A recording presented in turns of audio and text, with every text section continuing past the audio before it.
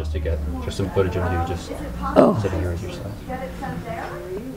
By the way, one thing I've never how did you get some of those car shots in Sugarland Express, where like one car pulls up along the side and there's like the tiniest sliver where you can see the actor in the window and like. Yeah, I know. I was planned that way.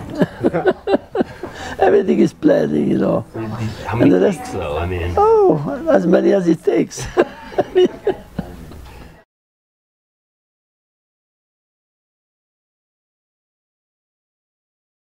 Okay, we're rolling. Yeah. So I'll just ask you, introduce yourself and tell us the film that you have at and say Slamdance. Yeah, I actually came to Slamdance. My name is Vilmos Zsigmond, cinematographer, and my movie here is what I photographed 40 years ago. It's called Summer Children. And tell us a little bit about the film. The film is a sort of I would call it a neo-realist film, actually, like Italian films. Because in those days, you know, we were under the influence of Italian films. I was in film school, and we saw a lot of films from Vittorio De Sica, Zavattini, and many other Italian directors and cinematographers. And it was a great influence on me and as well as on other people. And also the French Nouvelle Vague also influenced us. And also I was influenced by many Hungarian cinematographers who were teaching us in a film school. Then what was the masterclass?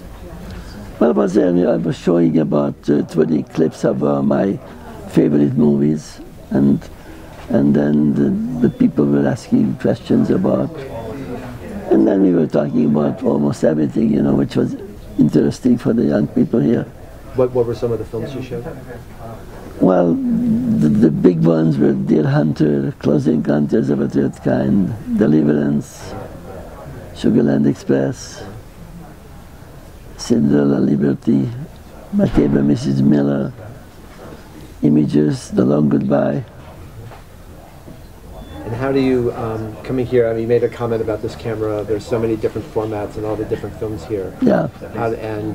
How was the audience reception to, or how did the audience want to talk about some of these classic cinematography, given that also many people are making films in these very different ways today? Well, you know, this is like an interesting times, you know, where in the past, you know, we had one camera and used it for 20 years actually. Now, you know, the digital cameras, you know, I would say that every hour they're changing the digital cameras, you know, practically. You know, it's not ended yet, you know. We think that now we got a camera like the Alex and that's going to be it. They could be if they would stop and not making any more other cameras, but it won't happen. You know, every year they are going to improve on it. Should we wait a little bit with this noise? Could someone please shut the door? I think it's good. Do you want to ask something? Yeah, I can ask a question. We were just talking about digital and film and things like that. Yeah.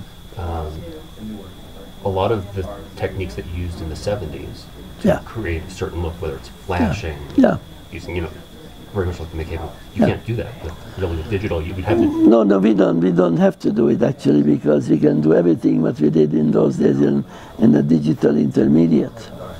You know, we can really do a lot of things which we could not do with film cameras. That's the real advantage of a digital revolution. And that's that part of the picture making, you know, which is we call it post-production. You can do a lot of things, you know. We can change the look of the movie, and then that's the one good thing about it. But still, I think my belief, you know, we still have to stick to film making with films, because it has an edge actually. It has a little better quality, better resolution, a little more human look for the film. You know, I don't know what exactly it is, but it has a certain look what people are used to, that in the cinemas. And the digital has a digital look still. And they're trying very hard, you know, to make it look like, you know, film. But so far they haven't succeeded 100%.